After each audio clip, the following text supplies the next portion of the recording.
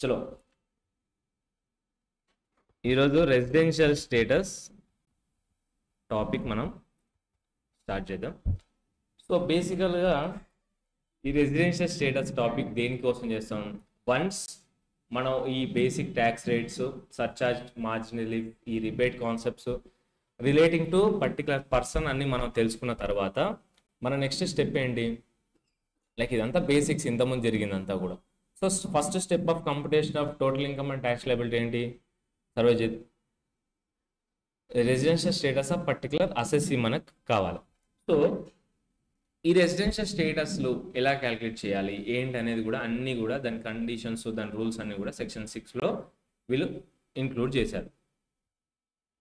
So residential status అనేది బేసికల్గా ఎవరికి తీస్తున్నాం మనం? ఆ పర్టికులర్ అసెస్సీకి తీస్తున్నాం కదా. సో అసెస్సీ ఎవరు అనేది ఇంపార్టెంట్ కదా.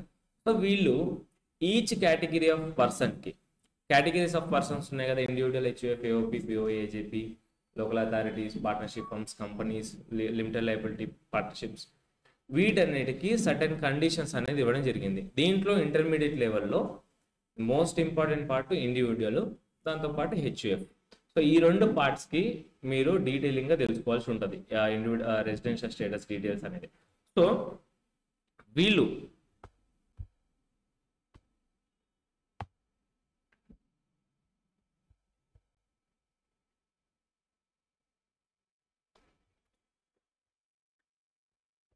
ఈ ఇండివిజువల్స్ కావచ్చు ఆర్ హెచ్యుఎఫ్స్ కావచ్చు, వీళ్ళు ఐదర్ దే విల్ బి, మనం మామూలుగా రెసిడెంట్, నాన్ రెసిడెంట్ అని చూస్తాం, అంతేనా?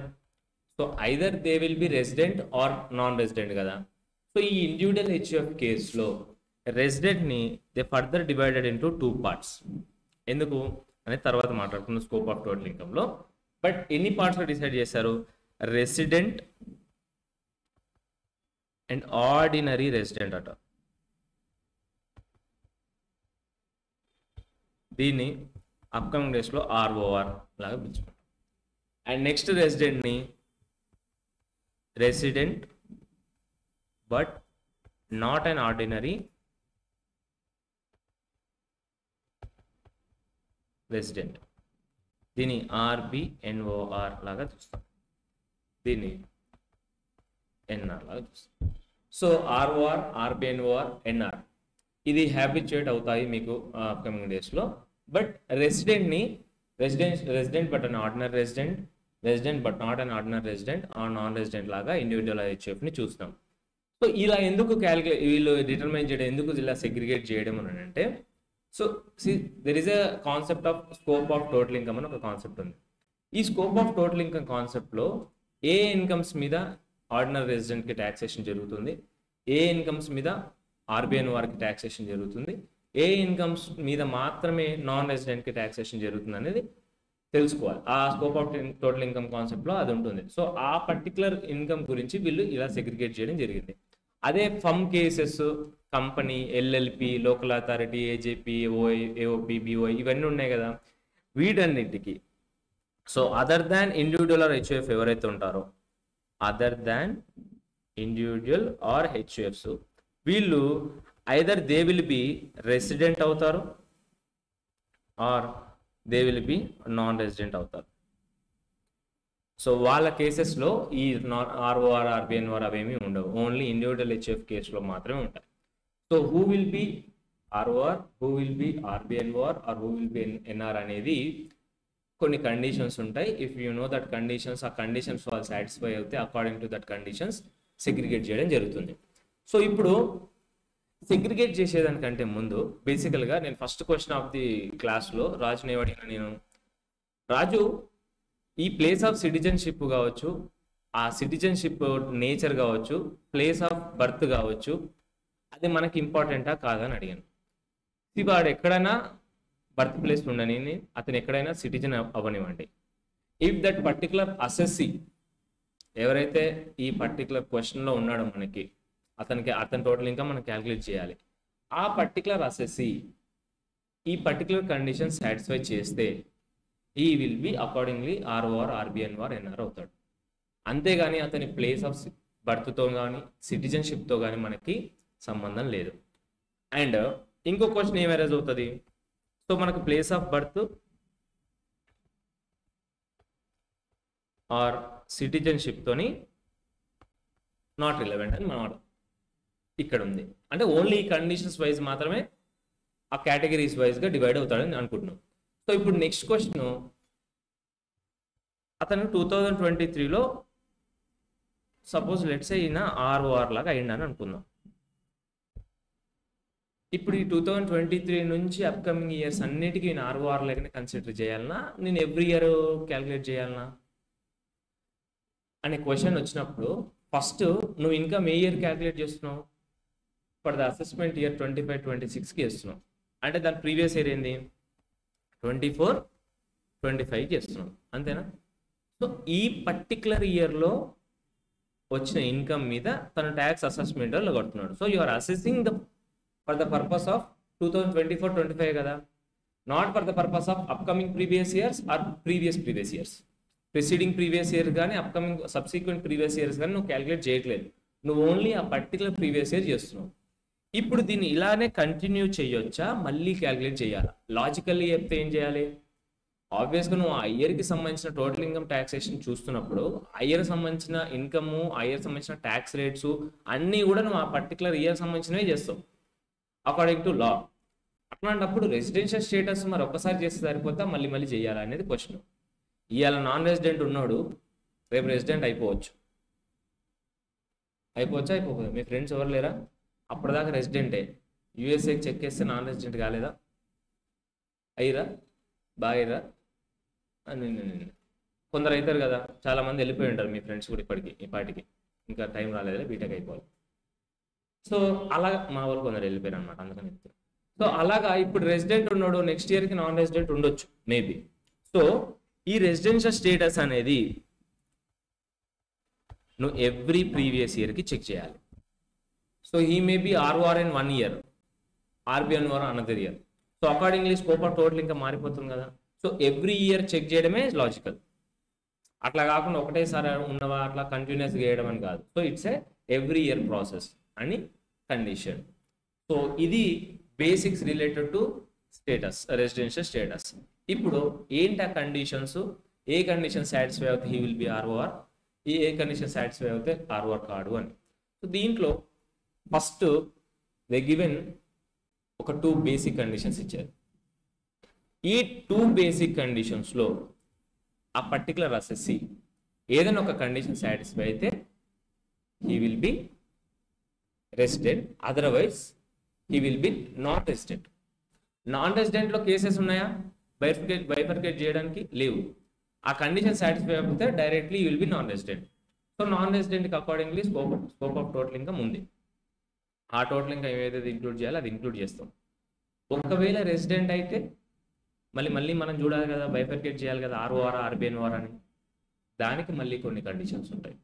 సో అరౌండ్ 2 + 4 6 కండిషన్స్ ఉంటాయి. ఈ 6 కండిషన్స్ మీకు అర్థం అవ్వడం, ఫస్ట్ లాజికల్గా అర్థం చేసుకోవడం ఇంపార్టెంట్. సో ఫస్ట్ మనం ఆ బేసిక్ కండిషన్స్ ఏంటి అనేది చూద్దాం. బేసిక్ కండిషన్ చూసి కొన్ని examples. So first basic conditions ఏంటి? ఆ conditions, an assessee during the previous year should stay in India during previous year. ఈ previous year A previous year? For now మనకి ఇప్పుడు ఏదా ప్రీవియస్ ఇయర్? 2024-25 ఈ ఇయర్కే కదా మనం ఇన్కమ్ క్యాలిక్యులేట్ చేసేది. సో ఇప్పుడు ఈ ఇయర్ని ఏమంటారు? Relevant previous year. ఇప్పుడు మనకి రిలవెంట్ ప్రీవియస్ ఇయర్ ఏంటి? 2024-25 ఆ ఇయర్కే మనం క్యాలిక్యులేట్ చేస్తున్నాం కదా. సో ఇది పెట్టుకోవాలి. During the previous year for 182 days or more అంటే 182 days ఉన్నా వస్తుంది కదా. సెకండ్ కండిషన్ ఏంటి? షుడ్ ఆర్ ఇక్కడ ఆర్ అండ్ కాదు, అంటే ఈదర్ ఆఫ్ ది అని అంటే అండ్ రావద్దు, ఆర్ రావాలి. అంటే ఇది ఆర్ ఇది ఏంటి, should stay in India during RPI for 60 days or more. ఇంతటితో కాకుండా అండ్ అని అంటే ఇది కూడా, అంటే 60 daysతో పాటు, 60 daysతో పాటు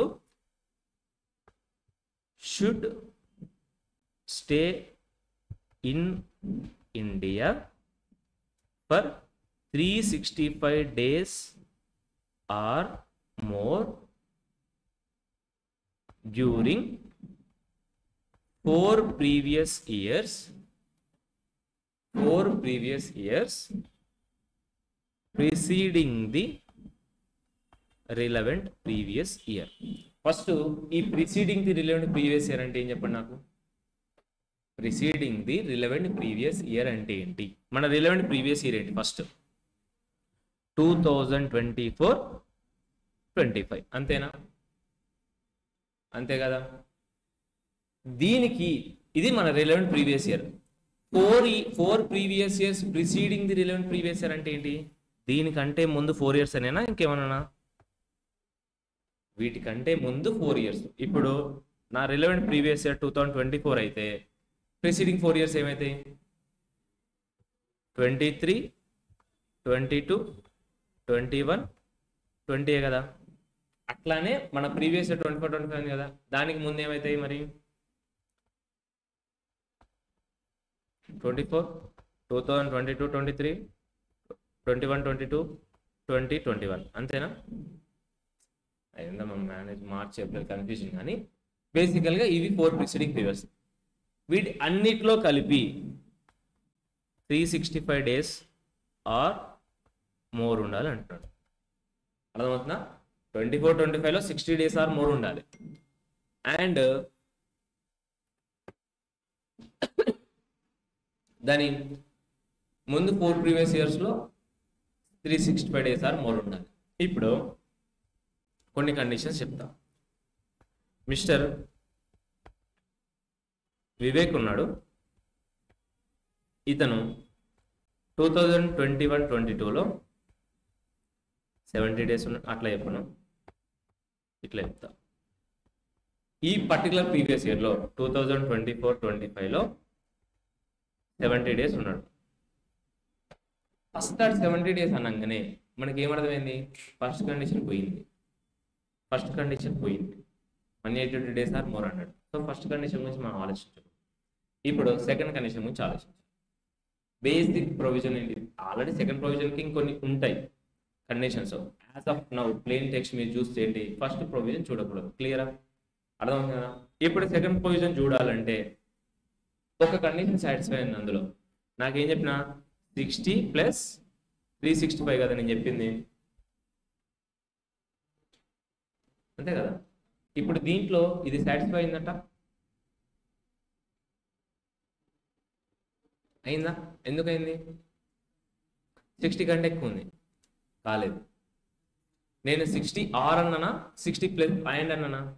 అండ్ అంటే ఏంటి, 60 ఉండాలి ప్లస్ 4 previous yearsలో ప్రిసీడింగ్ టు దట్ పర్టికులర్ 2024-25 365 ఉండాలి. క్లియర్ అవుతుందా. సో ఇప్పుడు నాకు డేటా కావాలి, వేరే డేటా కూడా కావాలి. సో నేను చేసిన 2023-24, 2022-23, 2000 ఇట్లా లేకుండా ఈయన ఎవ్రీ ప్రీవియస్ ఇయర్లో 100 days ఉన్నాడని చెప్పిన. మీకు సరిపోద్దా డేటా, ఎవ్రీ ప్రీవియస్ ఇయర్లో 100 days ఉన్నాడని చెప్పిన. సో ఇప్పుడు లాస్ట్ 4 previous ఇయర్లో ఎన్ని ఉంటాడు, 400 ఉన్నాడు, విచ్ ఈస్ గ్రేటర్ దాన్ 365 కదా. సో ఈయన either of the condition satisfy అయింది కదా. ఏ కండిషన్ సాటిస్ఫై అయ్యిండు, ఫస్టా సెకండా, సెకండ్. దెన్ రెసిడెంటా నాన్ రెసిడెంటా, ఏం కాదు, నడుస్తుంది, మనం ఏం చేయలేము. సో ఈయన రెసిడెంటా నాన్ రెసిడెంటా, రెసిడెంట్. మరి ఇందులో ఆర్ఓఆరా ఆర్బిఎన్ఓఆరా అది నేను ఇంకా చెప్పలేదు కాబట్టి మీకు తెలియదు ఆబ్వియస్లీ. సో అది దానికి అడిషనల్ కండిషన్స్ కావాలి. ముందు ఆ అడిషనల్ కండిషన్స్ చూసే కంటే ముందు దీంట్లోనే ఇంకొన్ని ఎగ్జాంపుల్స్ చేద్దాం. సర్వజిత్, నువ్వు కొంచెం చెప్పు.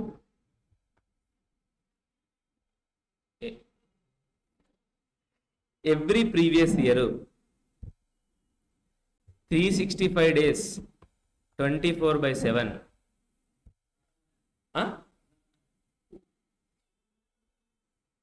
ఓకే, ఫస్ట్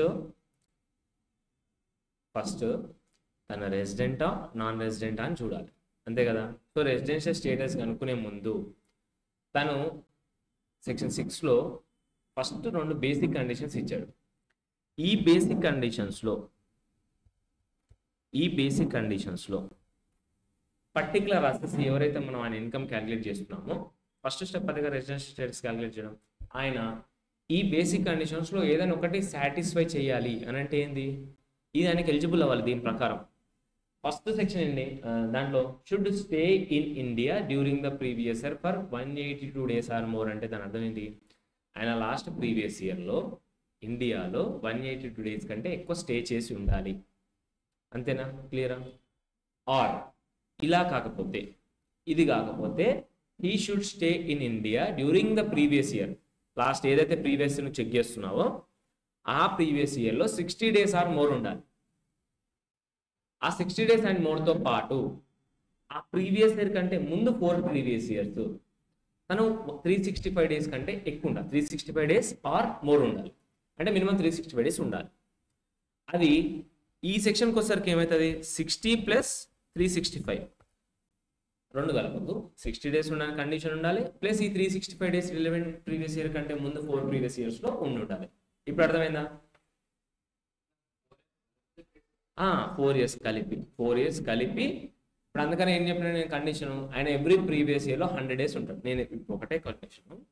క్వశ్చన్ ఏంది, మిస్టర్ సర్వజిత్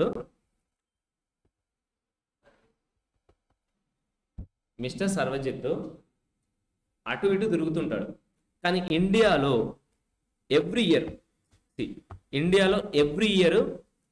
100 days ఉండాలని అన్నా. ఈ ఎవ్రీ ఇయర్ అంటే నీకు ప్రాబ్లం అవుతుంది. ఎందుకు, ఆ ఇయర్లో 100 days ఎప్పుడైనా ఉండొచ్చు, స్టార్టింగ్లో ఉండొచ్చు, ఎండింగ్లో ఉండొచ్చు.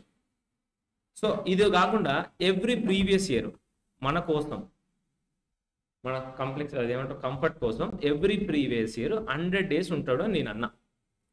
ఇప్పుడు మీరు క్యాలిక్యులేట్ చేసి ప్లేన్ సింపుల్ రెసిడెంటా నాన్ రెసిడెంటా చెప్పండి. ఎట్లా 100 అంటే ఆ 182 days కండిషన్ రాదు, అది పోయింది. ఫస్ట్ కండిషన్ పోయింది. ఇప్పుడు సెకండ్ కండిషన్లో 60 days ఉండాలి ఒక నా రిలవెంట్ ప్రీవియస్ ఇయర్లో, ప్లస్ 365 days ఆర్ మోర్ ఉండాలి 4 previous years preceding relevant previous year, అంతేనా? రిలవెంట్ ప్రీవియస్ ఇయర్ కంటే ముందు 4 previous years 365 days or more ఉండాలి. ఇది సాటిస్ఫై అయిందా? ఇక్కడ ఆర్ కాదు అండ్ అంటే దీంతో పాటు ఇది సాటిస్ఫై అయిందా? 100 is greater than 60 కదా, మ్యాథ్స్ వచ్చు కదా నీకు బాగా వచ్చుకోలేదు, మ్యాథ్స్ స్టూడెంట్ కాబట్టి. ఇది దీంతో పాటు లాస్ట్ 4 ప్రీవియస్ ఇయర్లో ఎన్ని ఇయర్స్ ఉండి ఉంటాడు, 4 అంటే 4 × 100 కదా. నువ్వు బ్యాచ్ స్టూడెంట్ కాబట్టి నీకు ఏం తెలుసు, 400 అని తెలుసు. Greater than 365 days. కొందరు మ్యాథ్స్ రాని వాళ్ళు ఉంటారు, 4 × 100 ఎంత అని మళ్ళీ అడుగుతారు, క్యాలిక్యులేటర్ యూజ్ చేస్తారు అన్నమాట. So 400 is greater than 365 days. ఈ కండిషన్ సెకండ్ కండిషన్ సాటిస్ఫై అయింది కదా, అప్పుడు వాడు ఏమవుతాడు, ప్లేన్ టెక్స్ట్ రెసిడెంట్ అవుతాడు. సో ఈ సెకండ్ కండిషన్ ఎందుకు పెట్టి ఉంటారు బేసికల్గా? గట్టిగా చెప్పాలి, నాకు వినపడదు కదా. ఒకటేసారి ఉండడం అది. అయితే ఇక్కడ నాకు ఒక క్వశ్చన్ వచ్చింది, నాకు డౌట్ వచ్చింది యాక్చువల్గా. నా డౌట్ ఏంటంటే, నేను జనవరిలో ఇండియాకి వచ్చిన, సంక్రాంతి చూసుకున్నా, బయటికి వెళ్ళిపోయినా. తర్వాత February 14th రోజు వచ్చిన, బయటికి వెళ్ళిపోయినా. తర్వాత ఉగాదికి వచ్చిన, బయటికి వెళ్ళిపోయినా. హోలీకి వచ్చిన, బయటికి వెళ్ళిపోయినా. వినాయక చవితికి వచ్చిన, బయటికి వెళ్ళిపోయినా.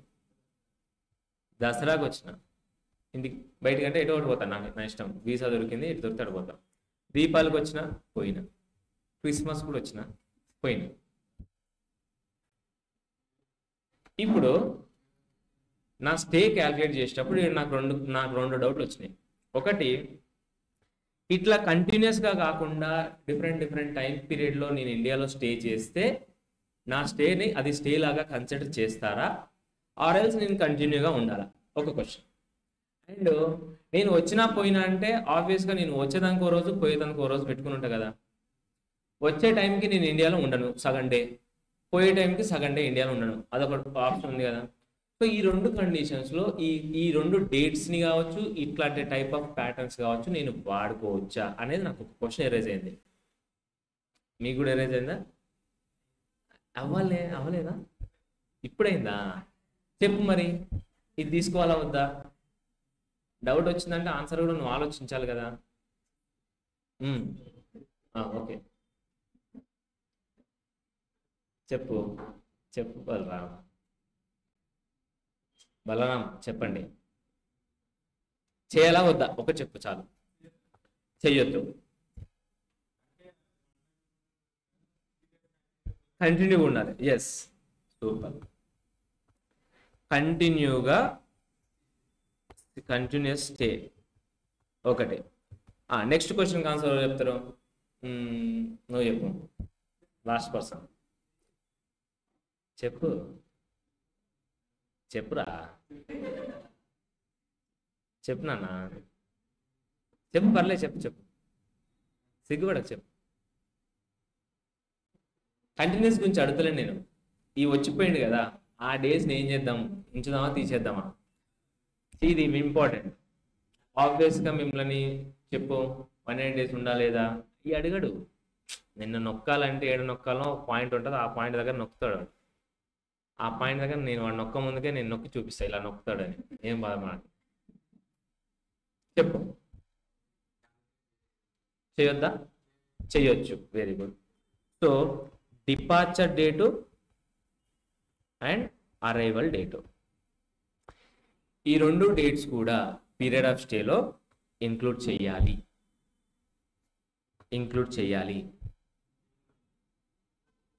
అండ్ ఇది నువ్వు కంటిన్యూస్గా ఉండాల్సిన అవసరం లేదు. నువ్వు ఎప్పుడు వచ్చినా పోయినా, ఆబ్వియస్గా నేను పీరియడ్ ఆఫ్ స్టే డిపార్చరు దాన్నే తీసుకుంటున్నా అంటే అవి నువ్వు కంటిన్యూగా వస్తుంది, నాకు ఎట్లా వస్తుంది అంతే కదా లాజిక్. ఓకే, తప్పలేదు, స్టార్టింగ్ బిగినర్స్ మిస్టేక్స్. సో కొంచెం జోష్. డిపార్చర్ అంటే ఓకే, వచ్చిపోవడం కాదు, పోవడం. అరైవల్ అంటే రావడం, డిపార్చర్ అంటే పోవడం. ఇప్పుడు నేను ఇది ఫ్లైట్, అదే ఫ్లైట్ అనుకోవా ఎంతసేపు, ఉప్పి ఎయిర్వేస్. ఈ ఉప్పి ఎయిర్వేస్లో నువ్వు వస్తున్నావు నా మీద ట్రస్ట్తో, ఇండియాలోకి వస్తావా? అరైవల్ వింగ్ అని ఒకటి ఉంటుంది, ఆడ నిన్ను కలెక్ట్ చేసుకుంటారు, నిన్ను సామాన్లు, నిన్ను ఇండియా నుంచి వెల్కమ్ టు ఇండియా, ఇది అరైవల్. బాయ్ బాయ్ ఇండియా ఉంటుందా, అది డిపార్చర్స్. ఇక్కడ ఉంటుంది అనమాట, అది అక్కడ నుంచి వస్తే ఇది ఇక్కడ నుంచి పోతారు. ఇదో ఫ్లైట్ ఉంటుంది, ఇదో ఫ్లైట్, ఫ్యాన్ లా ఉంది, ఫ్యాన్ ఎక్కి పట్టుకొని పోతావు. సో ఇది డిపార్చర్ వింగ్ అంటారు. బాయ్ బాయ్ ఫ్రమ్ ఇండియా, నువ్వు వెళ్ళిపోతావు, దాన్ని డిపార్చర్ అంటారు, అరైవల్ అంటారు. క్లియరా? సో రెండు డేట్స్, లేట్సే దీపావళి రోజు ఉండి దీపావళి తర్వాత రోజు పోయినావు, దీపావళి ముందు రోజు వచ్చినావు, నువ్వు ఎన్ని రోజులు ఉన్నట్టు ఇండియాలో? ఎన్ని రోజులు ఉన్నట్టు? Very good boy, 3 days. ఆ రెండు కంటిన్యూ. నేను దీపావళి రోజు ఇంట్లోనే ఉన్నా కదా, పటాకాయలు వేల్చిన కదా. ఆగా, ఏయ్ బాబు, నేను నవరాత్రులు అంటే ఐడియా ఉందా మీకు? ఎన్ని రోజులు జరుగుతాయి? 10 days.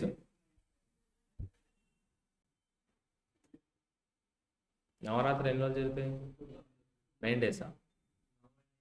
నవరాత్రులు అన్నా నేను, 9 days కాదు, 10 days జరుగుతాయి అనుకుంటా. కాదా? 9 days కదా. సో దసరా నవరాత్రులు సరే 9 or 10 మీకు ఒకటి చెప్దాం అనుకున్నా కానీ ఎందుకు అనవసరం, రికార్డ్ అయిపోయింది. సో నేను దసరా నవరాత్రుల ముందు రోజు వచ్చిన 10 days అనుకోండి. దసరా నవరాత్రుల తర్వాత వెళ్ళిపోయినా. ఈ 10 రోజులు ఇండియాలోనే ఉంటా కదా, ఆబ్వియస్గా నేను వచ్చి ఏం చేయడానికి వస్తాను రా, ఇండియాలో దసరా ఎంజాయ్ చేయడానికి వస్తాను నేను. ఇప్పుడు నేను మొత్తం ఎన్ని రోజులు ఉన్నట్టు అనేది క్వశ్చన్. 10, 11, 12. Option C 0, 3. చెప్పండి, టైం వేస్ట్ అవుతాను అసలు. So period of stay departure అదంటే అర్థం అది, ఓకేనా? అట్లా కాకుండా ఇది చెప్పినా ఇందాక ఆడో 10, ఆడో 20, ఆడో 40, ఈడో 30, ఏడో 20, 25 ఇట్లుంటే ఇవన్నీ కలిపి ఎన్ని ఉండాలి? ఈ కండిషన్ సాటిస్ఫై చేయాలి. క్లియర్ అయిందా? ఈ రెండు క్లియర్ అయిందా? సో ఇది ఒక బేసిక్ కండిషన్స్, దానికి కొన్ని డౌట్స్ క్లారిఫికేషన్ చేయడానికి. డౌట్స్ క్లారిఫికేషన్ ఎవరు రిలీజ్ చేస్తారా బాబు? సాగర్ సారా? ఏ సార్? ఒకటో సారా? ఇన్కమ్ ట్యాక్స్లో నీకు డౌట్స్ వస్తే ఎవరు క్లారిఫై చేస్తారు? రాజు సిబిడి క్లారిఫై చేస్తుంది through the circulars or notifications. అది నీకు కొత్త కొంచెం తెలుసుకున్నారు. సో ఇది ఒక బేసిక్ ఉంది, ఇక్కడ వరకు బాగానే ఉంది. ఇంతవరకు నాకు కూడా బాగా అనిపించింది. కొంచెం అడ్వాన్స్ లెవెల్ తీసుకోవాలి. ఈ అడ్వాన్స్ లెవెల్ ఏంటంటే ఇది పీరియడ్ ఆఫ్ స్టే, అది ఓకే కదా, దాంట్లో మీకు నో డౌట్స్ కదా. సో అదే కొంచెం లెవెల్, ఇప్పుడు కొంచెం లెవెల్ పెంచుదాం, ఇంకొంచెం మన వింగ్స్ పెంచుదాం. ఏంది అది? ఇప్పుడు క్రూ మెంబర్ ఐడియా ఉందా మీకు? షిప్ తెలుసు కదా, షిప్లో పనిచేసే వాళ్ళు క్రూ మెంబర్స్ ఐడియా ఉంది కదా. సో వీళ్ళ కేసు, వీళ్ళు ఏం చేస్తారు బేసికల్గా? మాటికి ఇండియా నుంచి బయటకు పోతారు కదా. ఆయన ఇంకో డౌట్, సారీ ఇక్కడ ఏం చెప్పినా నేను, క్రూ మెంబర్ అంటే గుర్తుకొచ్చింది, స్టే ఇన్ రావట్లేదండి.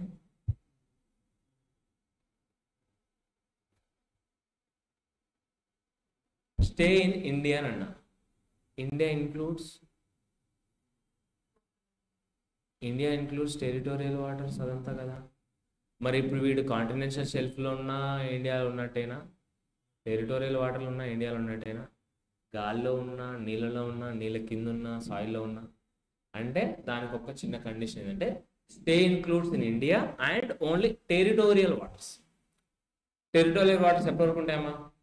చెప్పదా సాగర్?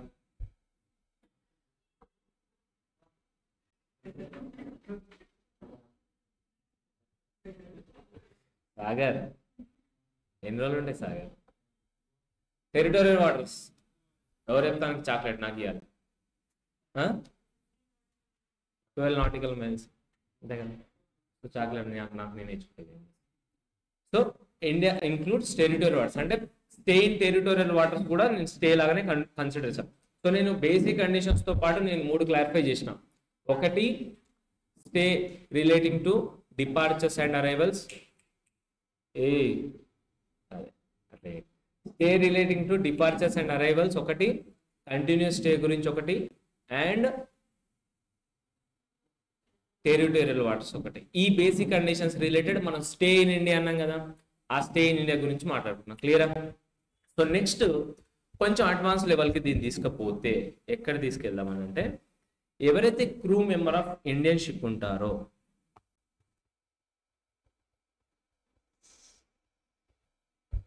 ఏదంతా పోయినట్టున్నా, ఎవరైతే crew member of Indian ship ఉంటారో వాళ్ళు, or any Indian citizen leaving India for the employment outside India. ఆబ్వియస్గా కొందరు ఇండియాలో ఉంటారు, సమ్ టైమ్ ఉంటారు, సమ్ డేస్ ఉంటారు, కొన్ని డేస్ ఉంటారు, తర్వాత బయటకు వెళ్ళిపోతారు ఫర్ ద ఎంప్లాయ్మెంట్ పర్పస్. ఉంది కదా option, Indian citizen who leaves India during previous year for employment.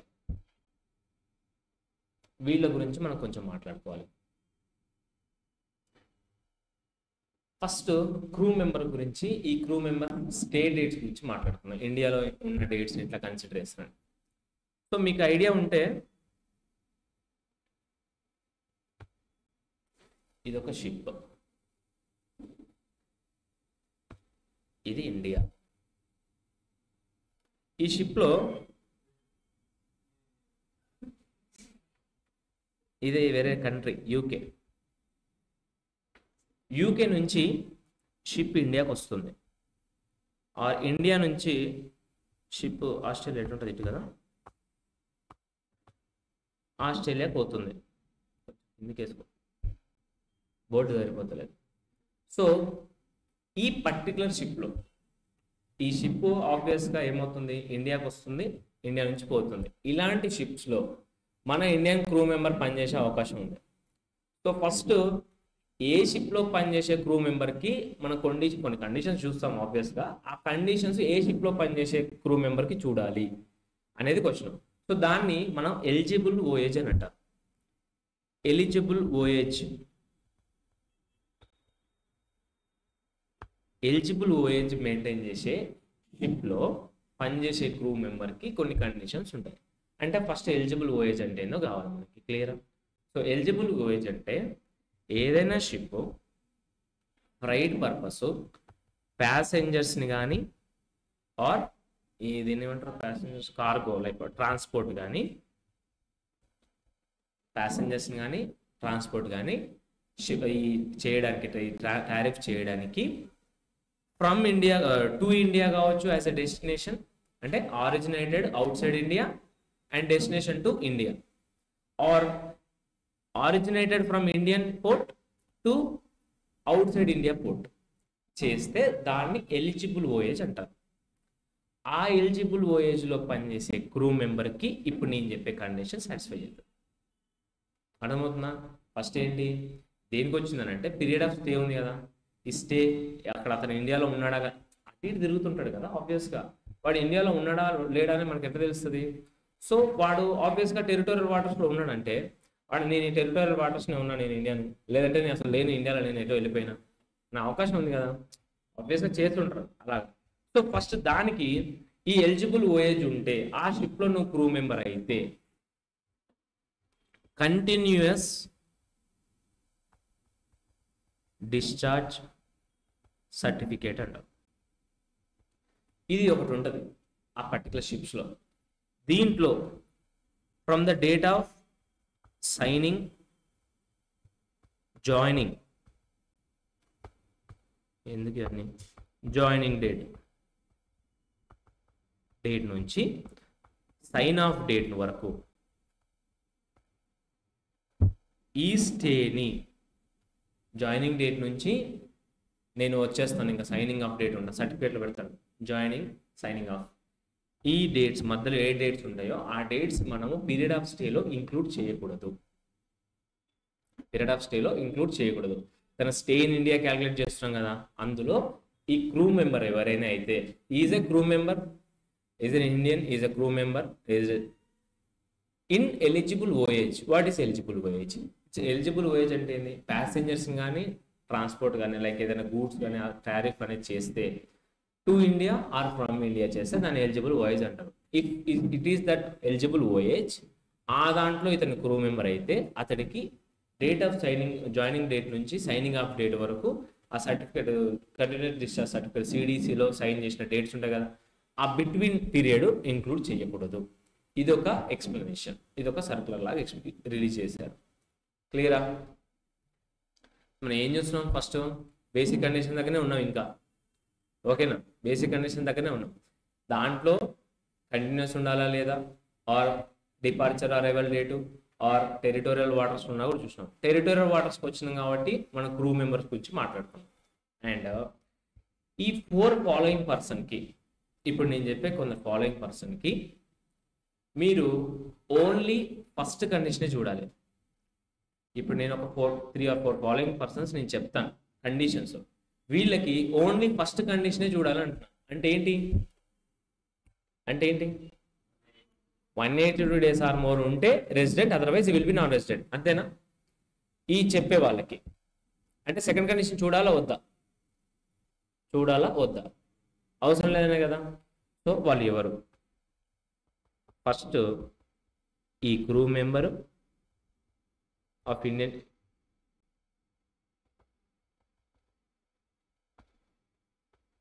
Are Indian citizen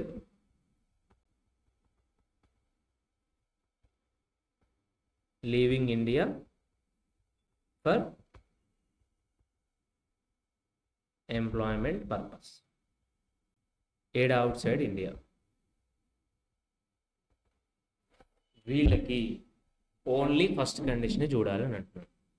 ఇప్పుడు నా క్వశ్చన్ ఏంటంటే, ఒక పర్సన్ ఉన్నాడు, is a crew member in eligible voyage. తను ఫస్ట్ జూన్ 2024 రోజు జాయిన్ అయ్యాడు ఆ షిప్లో. తర్వాత 30 సెప్టెంబర్ 2024లో సైన్ అప్ అయ్యాడు. ఇప్పుడు అతని పీరియడ్ ఆఫ్ స్టే ఎంత?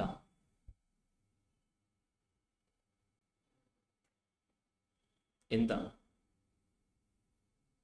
అంటే ఆ తర్వాత మన ఇండియాలో ఉన్నాడని అర్థం. ఓకే కదా, క్రూ మెంబర్ వాడు ఇండియా వాడే, జాయిన్ అయ్యాడు ఎలిజిబుల్ వాయేజ్లో. ఎంత పీరియడ్ ఆఫ్ స్టే? ఎంత? 1940 91 డేసా? Period of stay in India. నేనేం చెప్పినా, ఈ పైన పీరియడ్ ఆఫ్ స్టేలో ఇంక్లూడ్ చేయకూడదు. You should not include this particular period. Joining date నుంచి సైనింగ్ ఆఫ్ డేట్ వరకు వాడు ఇండియాలో స్టే చేయలేదు అని అనుకోవాలని అంటున్నా. సో ఈ పీరియడ్ని నేను ఇంక్లూడ్ చేయాలా, స్టేలో చేయకూడదా? చేయకూడదు కదా.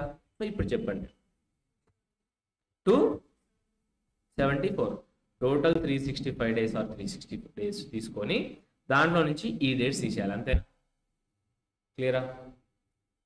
సర్వజన్ మీ మెటీరియల్లో సెకండ్ క్వశ్చన్ తీయండి.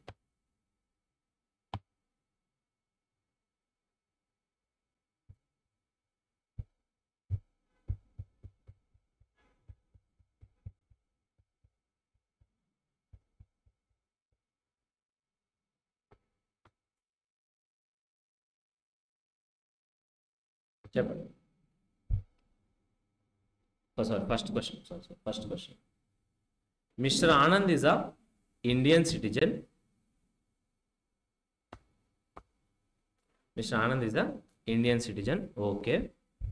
And a member of the crew of Singapore bound అన్నాడు. కానీ అది ఇండియన్ షిప్. కన్ఫ్యూజ్ చేయడానికి ఈ పుట్ ఆఫ్ సింగపూర్, బట్ అది ఇండియన్ షిప్. అంటే ఫారెన్ షిప్లో ఇదంతా ఉండదు. ఈ పర్టికులర్ పాయింట్స్ అన్నీ కూడా ఉండవు. సాగర్ ఎక్కుతుందా ఎక్కలేదా, స్లోలీ ఇంజెక్ట్ అవుతుంది కదా.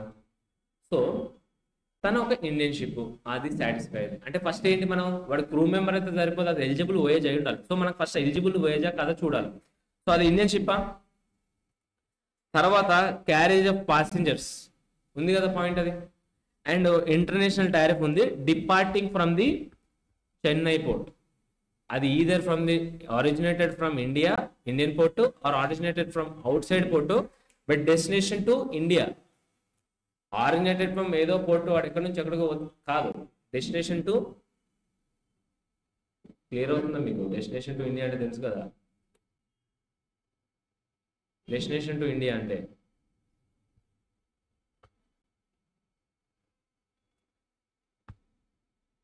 అమెరికాలో స్టార్ట్ అయ్యావు, ఆస్ట్రేలియా పోతున్నావు. This is not destination to India. నువ్వు హైదరాబాద్లో స్టార్ట్ అయ్యావు, తిరుపతికి వెళ్తున్నావు. నీ డెస్టినేషన్ ఏంటి? తిరుపతి. వీడెక్కడో అమెరికాలో స్టార్ట్ అయ్యాడు, పోర్టు ఇండియాకి వస్తుంది, దాని డెస్టినేషన్ ఏంటి? ఇండియానే కదా. సో ఇండియాలో ఉన్న ఏదో ఒక పోర్టుకి డెస్టినేషన్ ఉంటే దాని డెస్టినేషన్ టు ఇండియా అంటాం. సో ఇప్పుడు ఇది డెస్టినేషన్ టు ఇండియా పోర్టే కదా. It is a eligible voyage. First point satisfied, eligible voyage. So దాంట్లో పనిచేసిన మిస్టర్ ఆనంద్కి ఒక పీరియడ్ స్టేలో ఇంక్లూడ్ చేయకూడదు. ఏ పీరియడ్ అది? From the date of joining date in the continuous discharge certificate to signing off date. So ఇక్కడ date entered in to the continuous discharge certificate in respect of joining the ship, date entered in to the continuous discharge certificate in respect of signing off the ship. ఈ రెండు dates నీకు ఇచ్చాడు ఇక్కడ. 6th June నుంచి 9th December వరకు ఇచ్చాడు. ఈ 6th June నుంచి 9th డిసెంబర్ వరకు ఈ డేట్ ఇంక్లూడ్ చేయాలా వద్దా అనేది క్వశ్చన్. సార్ చేయొద్దు. ఎందుకు చేయొద్దు? ఎందుకు చేయొద్దు అని అంటే అక్కడ వాడు ఇచ్చాడు కాబట్టి. సింపుల్. అవన్నీ చెప్పొద్దు. చెప్పండి. టోటల్ ఎన్ని డేస్ ఉన్నాయి? 2024-25 365 డేస్ ఉంటాయి. మైనస్ ఈ డేట్స్ ఎన్ని డేట్స్ వస్తాయి చెప్పండి. ఈ డేట్స్ ఎన్ని డేట్స్ వస్తాయి? నాకు ఇది ఎన్ని డేస్ కావాలి. దాంట్లో మీరు 6th 9th ఇంక్లూడ్ చేశారా లేదా? చేయకూడదు. Very good, super. ఎందుకు చేయలేదు?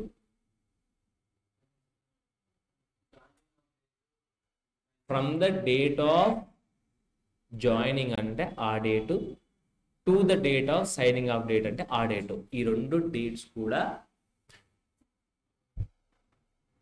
ఇంక్లూడ్ చేయాలి.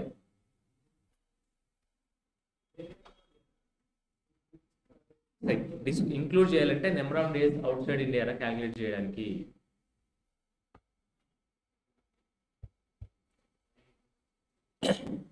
మనం ఇప్పుడు మిస్టర్ ఆనంద్ ఇన్కమ్ని మనం అసెస్ చేయడానికి కూర్చున్నామా? ఆయన ఒక క్రూ మెంబర్, మనకు సంబంధం లేదు. మనకు రెసిడెన్షియల్ స్టేటస్ కావాలి కదా. సో రెసిడెన్షియల్ స్టేటస్ కావాలంటే నేను 2 కండిషన్స్ చూడాలి. ఈయన నాకు క్రూ మెంబర్ అని తెలిసింది, నా దగ్గరకు వస్తాడు కదా. ఆబ్వియస్గా నాకు ఒక క్రూ మెంబర్ అని తెలిసింది. నాకు క్రూ మెంబర్ అని తెలిసినప్పుడు నేనేం చేస్తా? సరే మీరు క్రూ మెంబర్ అయితే మీకు సెకండ్ బేసిక్ కండిషన్ రాదు అని అంటాడు. మరి ఫస్ట్ బేసిక్ కండిషన్, అసలు బేసిక్ కండిషన్స్ ఏందని వాడు అడుగుతాడు. నువ్వు సిఐ అయినావు, ఆయన నీ దగ్గరకు వచ్చిండు ట్యాక్స్ క్యాలిక్యులేట్ చేయించుకోవడానికి. ఆయన దగ్గరకు వచ్చినప్పుడు మీరు ఏం చేస్తారు? నేను క్రూ మెంబర్ అంటే ఏంటి?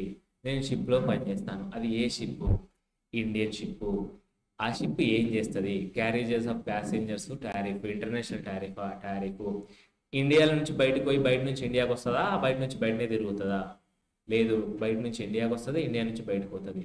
అందులో మీరు ఉన్నారా? ఉన్నాను. మీరు ఎప్పటి నుంచి ఎప్పటి వరకు joining date, signing off date, ఆ సైట్స్ డేట్స్ ఇస్తారంటే షిప్లో వాళ్ళు ఇస్తారు, సిడిసి స్లిప్స్ ఇవ్వండి ఇస్తారు. దాంట్లో ఆయన 6th జూన్ నుంచి 9th డిసెంబర్ వరకు షిప్లోనే ఉన్నాడు. సో ఇప్పుడు నేను ఆయన పీరియడ్ ఆఫ్ స్టే కనుక్కోవాలి, అంతేనా? ఫస్ట్ ఈయన క్రూ మెంబర్ అయ్యి ఉండడం వల్ల ఎలిజిబుల్ వేజ్కి నేను సెకండ్ కండిషన్ చూడలేను. సో నాకు ఇండియాలో అయినా 182 డేస్ ఆర్ మోర్ ఉండాలి ఈ స్టే క్యాలిక్యులేట్ చేసినందుకు బేసికల్గా ఏంది? ఆయన ఇండియా రోడ్ కాబట్టి నేను 365 డేస్కి 365 డేస్ తీసుకోవచ్చు. కానీ ఈ 365 డేస్లో ఈ particular dates from the joining date నుంచి ఎండింగ్ సైనింగ్ ఆఫ్ డేట్ వరకు తీసుకోకూడదు. నేను దీని గురించి మాట్లాడతలేను. నేను దీని గురించి మాట్లాడతాను. అసలు ఆయన 365 డేస్ టోటల్ డేస్లో ఆయన టోటల్ స్టే ఇండియాలో ఉంది కదా బేసికల్గా. ఆ టోటల్ స్టేలో ఈ 2 డేట్స్ తీసుకోకూడదు.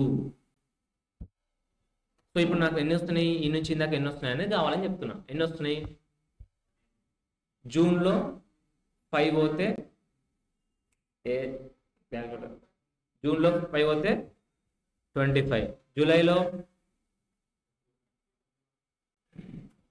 31, ఆగస్టులో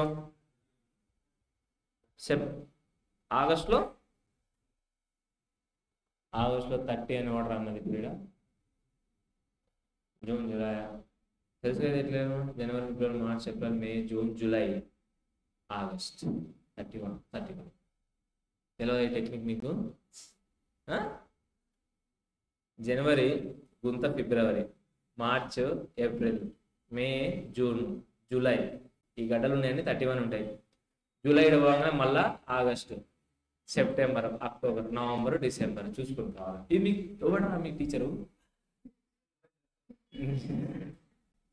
ఇంతకుముందుకి ఇది చెప్పనోడు ఆ గురువర్యుడు ఎవరు? ఇది క్లియరా? నీకు ఇది నిజంగా తెలియదా ఇంతవరకు? ఈ స్టెప్ చేస్తే ఈజీగా ఉంటుందని మా సార్ చెప్పింది, మీ సార్ చెప్పినట్టు. నీకు ఇప్పుడే తెలుసా కొంపదీసి? ఇంతకుముందు తెలుసా? సో ఆగస్టులో 31, సెప్టెంబర్లో 30, అక్టోబర్లో, నవంబర్లో, డిసెంబర్లో 9. ఆడ 9 ఉంటే 31.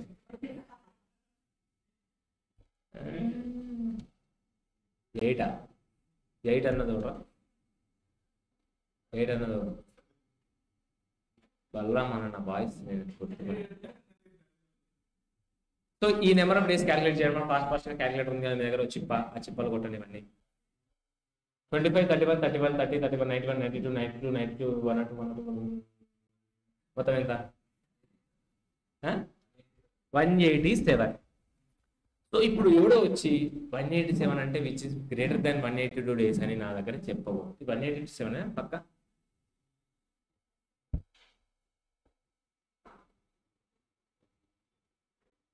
ఒక క్యాలిక్యులేటర్ ఇచ్చాడు కదా క్యాషియోడు, మీకు ఎట్లా లెక్కలు రావు నాకు తెలుసు. Your non maths student.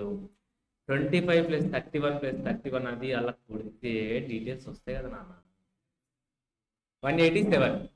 ఇప్పుడు మీకు ఒక డౌట్ వచ్చింది, వచ్చిందో నాకు తెలియదు కానీ ఎవడన్నా ఒకటి దీన్ని తీసుకో 187 which is greater than 182 days is non resident అని అంటాడేమో అని నా భయం. ఇది స్టేలో ఇంక్లూడ్ చేయకూడదు. అంటే మొత్తం ఉన్న 365 365 డేస్లో ఈ 187 డేస్ ఇండియాలో లేడని అనుకోవాలి యాజ్ పర్ దట్ పర్టికులర్. అది ఇందాక మనం మాట్లాడుకున్నాం. ఇప్పుడు ఎన్ని ఉన్నట్టు? 170.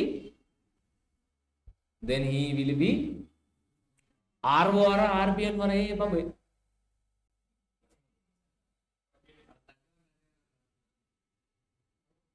సరే 186.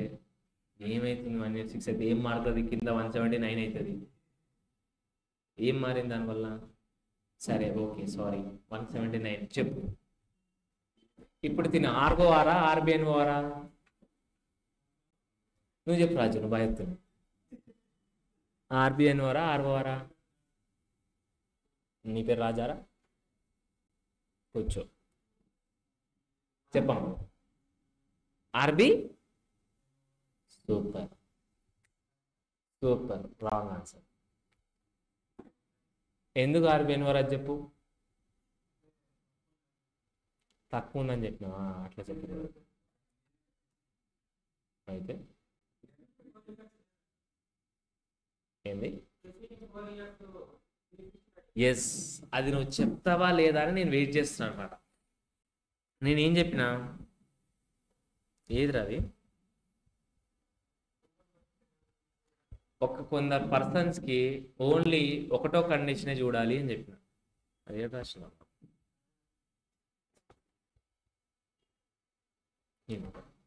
అందులో ఉన్నవారు ఆయన క్రూ మెంబర్ ఆఫ్ ఇండియన్ షిప్కి మనము సెకండ్ బేసిక్ కండిషన్ చూడొద్దు. 182 డేస్ కంటే ఎక్కువ ఉన్నాడు ఆర్ 180 డేస్ కంటే ఎక్కువ ఉన్నాడు అంటే రెసిడెంట్ అవుతాడు, అదర్వైజ్ ఈ విల్ బి నాన్ రెసిడెంట్. ఈ కేసులో ఆయన ఎన్ని రోజులు ఉన్నాడు? Which is less than 182. కాబట్టి ఆయన ఏమవుతాడు?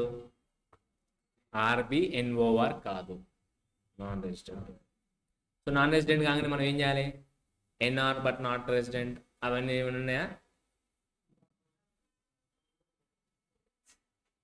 ఉందా లేదా అని అన్నప్పుడు నువ్వు చెప్పలేదు కాబట్టి లేదా అని అనాలి ఎమ్మటే. సో నాన్ రెసిడెంట్ అయిపోయినప్పుడు మనతో ప్రాబ్లం లేదు. క్లియర్ అవుతుందా? దీంట్లో ఏం ఉండదు కానీ ఇన్ని ఒకటేసారి కనబడ్డప్పుడు మీకు అర్థం కాదు. అందుకని మళ్ళీ సింక్ చేయడానికి చూస్తున్నా. First 2 basic conditions 182 days or more or 60 days plus 365 days condition. ఆ రెండిట్లలో పీరియడ్ ఆఫ్ స్టేలో ఆ departure date, arrival date, continuous related, territorial waters చెప్పిన తర్వాత క్రూ మెంబర్ అయితే కొందరు వ్యక్తులకి ఓన్లీ ఫస్ట్ కండిషన్ చూడాలి, సెకండ్ కండిషన్ చూడొద్దు అన్నాడు. ఎందుకు చూడొద్దు అని నేను రాసిండు కాబట్టి చూడొద్దు. ఎవరెవరు వాళ్ళు? Crew member of an Indian ship, Indian citizen who is leaving India. వీళ్ళిద్దరే కదా ఇండియాలోకి వెళ్ళిపోయి. ఐదర్ ఎందుకు పోతాడు వాడు, ఏదైనా జాబ్ చేయడానికి పోతాడు, ఆర్ ఎటన్నా అదే క్రూ మెంబర్ లాగా పోతాడు. ఇట్లా పోతే వాళ్ళకి ఓన్లీ ఫస్ట్ కండిషన్, వీళ్ళకి కాకుండా మిగతా వాళ్ళందరికీ ఏం చేయాలి? ఇప్పుడు నేను డౌట్ రావచ్చు, మీ ఫ్రెండ్ కూడా ఎడ్యుకేషన్ కోసం పోయిండు, ఓ 3 నెలలు చదివి బయటకు వచ్చిండు, వాళ్ళకు కూడా ఓన్లీ ఫస్ట్ కండిషన్ చూడాలా? క్వశ్చన్ వచ్చిందా రాలేదా? చూడాలా? ఫస్ట్ కండిషన్ ఒకటే చూడాలా, 2 చూడాలా? Is not going out side India for the employment. ఊరికే దుబాయ్ ఎట్లుందో చూసడానికి పోయిండు. అప్పుడు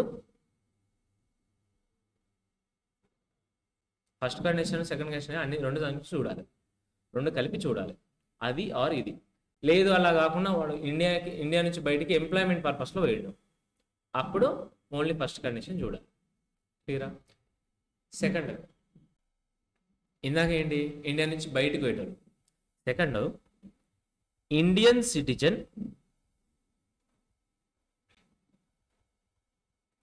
are person of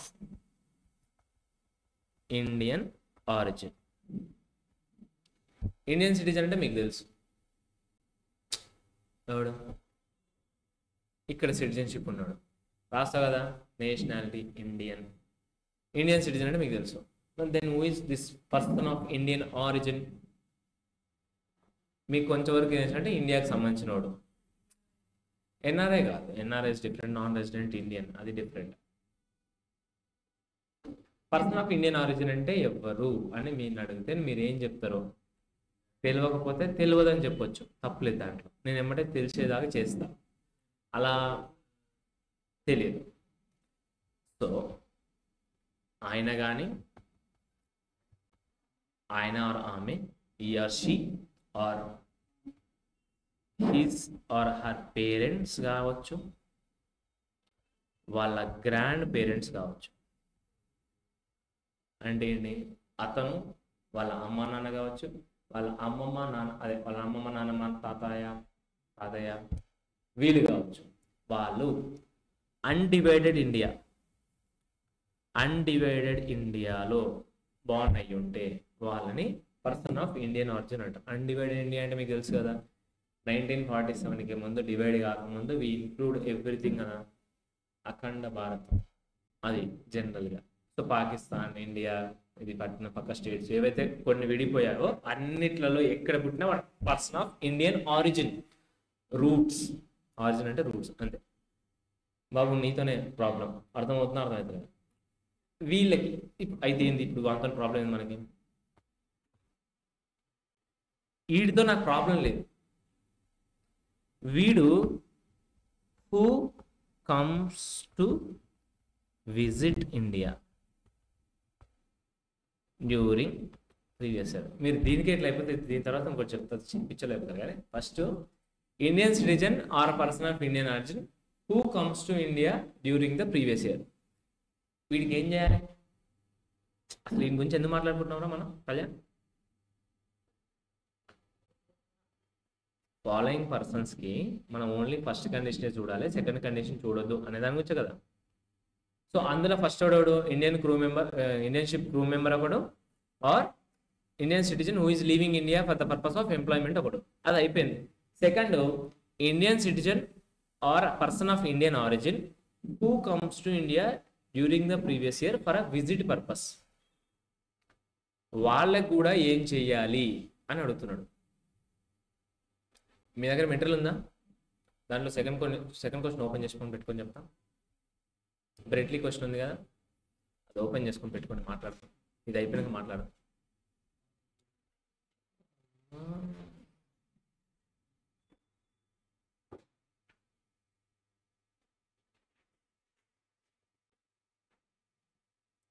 just open చేసుకొని పెట్టుకోండి, మాట్లాడదు దీని తర్వాత మాట్లాడదు. కానీ he comes to visit India during the previous year, వీళ్ళకి కూడా ఓన్లీ ఫస్ట్ కండిషనే చూడాలి. క్లియరా? ఆడెవడై ఉండాలి?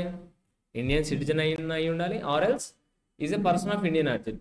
పర్సన్ ఆఫ్ ఇండియన్ ఆరిజిన్ అంటే ఏంటి? మన అన్డివైడెడ్ ఇండియాలో వాడు కానీ వాళ్ళ పేరెంట్స్ కానీ వాళ్ళ గ్రాండ్ పేరెంట్స్ కానీ పుట్టి ఉంటే వాళ్ళని పర్సన్ ఆఫ్ ఇండియన్ ఆరిజిన్ అంటారు. ఎగ్జాంపుల్, రాజు ఉన్నాడు. రాజు వాళ్ళ తాత కశ్మీర్లో బాండ్. ఏమైంది? రాజు వాళ్ళ తాత కశ్మీర్లో బాండ్. ఈయన కశ్మీర్ నుంచి అటు నుంచి అటే కజకిస్తాన్ పోయిండు. దగ్గర ఉందని పోయిండు. నడుచుకుంటూ పోతే కజకిస్తాన్ వచ్చింది, పోయిండు. కజకిస్తాన్లో సెటిల్ అయ్యిండు, అంతా నడుస్తుంది, సెటప్ అంతా అక్కడనే ఉంది, అంతా అయిపోయింది. ఇప్పుడు ఈ రాజుబాబు కశ్మీర్లో మన వాళ్ళు ఉన్నారంట అప్పట్లో, చూసొద్దాం అని వచ్చిండు ఇండియాకి. వచ్చి బిజినెస్ స్టార్ట్ చేసిండు. యాపిల్స్ బాగా నచ్చినాయి, యాపిల్స్ అమ్మడం మొదలుపెట్టిండు. ఇంక ఏం పని, కజకిస్తాన్ పక్కనే కదా, బై వాక్ వస్తాడు పోతాడు. ఇది డ్యూరింగ్ ద ప్రీవియస్ ఇయర్ కదా ఎంత జరిగింది. ఈయన వస్తాడు పోతాడు. ఆయనకి ఇండియన్ సిటిజన్షిప్ లేదు, ఇండియాలో ఇన్కమ్ ఎర్న్ చేస్తున్నాడు, వెళ్ళిపోతున్నాడు. జరుగుతుందా ఇలాగా? సో ఇట్లాంటి వాళ్ళకి రెసిడెంట్ స్టేటస్ కనుక్కోవాలంటే ఎట్లాంటి కండిషన్స్ పెట్టాలని ఒక థాట్ వచ్చింది వాళ్ళకి. During the previous year visit అవుతున్నారు. అట్లాంటి వాళ్ళకి ఏమైనా ప్రొవిజన్స్ ఉంటే బెటర్ కదా అని. అయితే ఇట్లా వచ్చేటోళ్ళు ఈ లాస్ట్ 365 డేస్ ఉండాలి, లాస్ట్ 4 year ప్రీవియస్ ఇయర్లో, ఇదంతా సోదొద్దు. ఒకటే కండిషన్ పెడదాం వీళ్ళకి, during the previous year 182 days ఉన్నాడా లేడా, ఫస్ట్ అది చెప్పు. లేడు, నాన్ రెసిడెంట్. ఉన్నాడు, రెసిడెంట్. ఇక్కడ క్లియర్ అండి, first Indian citizen or place of person of Indian origin. ఈ బిజినెస్ చేసేటోళ్ళ గురించి నెక్స్ట్ స్టెప్లో I'm adding one more point. During the previous year అయినా విజిట్కి వచ్చిండు, దగ్గర కూడా గుర్తుపెట్టుకోండి. రాజు విజిట్కి వచ్చిండు, స్టార్టింగ్ పాయింట్. ఆయన బిజినెస్ స్టార్ట్ చేయమందుకు స్టార్టింగ్ పాయింట్ ఆ ఇయర్లో వచ్చిండు. ఆ ఇయర్లో 182 days ఉన్నాడా లేడా చెక్ చేయి, చాలు. అట్లా కాకుండా వీడు వచ్చినోడు చూసిపోవచ్చు కదా, వాళ్ళ ఇల్లులో స్థలాలు పొలాలు చూసిపోవచ్చు కదా. అట్లా కాకుండా వీడు ఏం చేసిండు, ఒక బిజినెస్ ఐడియా వచ్చింది. ఇక్కడ యాపిల్స్ బాగున్నాయి, మన కజకిస్తాన్లో అయితే ఓన్లీ డ్రై ఫ్రూట్సే, ఈ యాపిల్స్ బిజినెస్ ఎందుకు చేయకూడదని ఒక ఐడియా వచ్చింది. అడిగి ఎట్లా అలా తాతీసి పెట్టిన కొన్ని ఆస్తులు ఉన్నాయటండి, ఆ ప్లేస్లో ఏదో చేసుకుంటా బిజినెస్ చేస్తున్నాడు. గుర్తుపెట్టుకోండి, నేను ఒక ఇంపార్టెంట్ సెషన్కి మిమ్మల్ని తీసుకోవడానికి ట్రై చేస్తున్నాను. ఇండియాలో బిజినెస్ చేస్తున్నాడు. ఈ యాపిల్స్ ఉంటాయి కదా, యాపిల్ ఫిజ్ ఐడియా ఉంది కదా, అట్లా రాజు ఫిజ్ ఒకటి కజకిస్తాన్లో ఫ్యాక్టరీ పెట్టాడు, రాజు ఫిజ్. దీనికి సంబంధించిన యాపిల్స్ ఇవన్నీ కంట్రోల్స్, దీనికి సంబంధించిన బిజినెస్ అంతా కూడా ఇండియాలో ఉంది. ఇక్కడ నుంచి ఓన్లీ అయిపోతాయి అంతే. యాపిల్స్ నుంచి తీసుకొని ఆడ కట్ చేసి జ్యూస్ చేసి మళ్ళీ ఇండియాకి చమ్ముతాడు. తెలివిగల్లోడే అసలు, కానీ మా కాశ్మీర్ తాతగాడు ఇంత పని చేస్తున్నాడు అనుకోలేదు. సో ఇట్లా ఒక బిజినెస్ చేస్తున్నాడు. ఆబ్వియస్గా చేస్తున్నాడు అంటే కజకిస్తాన్లో ఆయన పనులు ఆయనకు ఉంటాయి, కజకిస్తాన్లో ఆయన బిజినెస్ ఆయనకు ఉంటాయి, ఉండవా? కజకిస్తాన్లో ఆయన పనులు ఉంటాయి, ఆయన బిజినెస్ ఆయనకు ఉంటాయి, ఆయన అక్కడేదో ఇన్కమ్ సంపాదిస్తుంటాడు. ఇప్పుడు ఏదైతే బిజినెస్ ఇన్కమ్, లైక్ ఏదైతే ఇన్కమ్, లెట్స్ సే ఏదైతే total income other than foreign sources,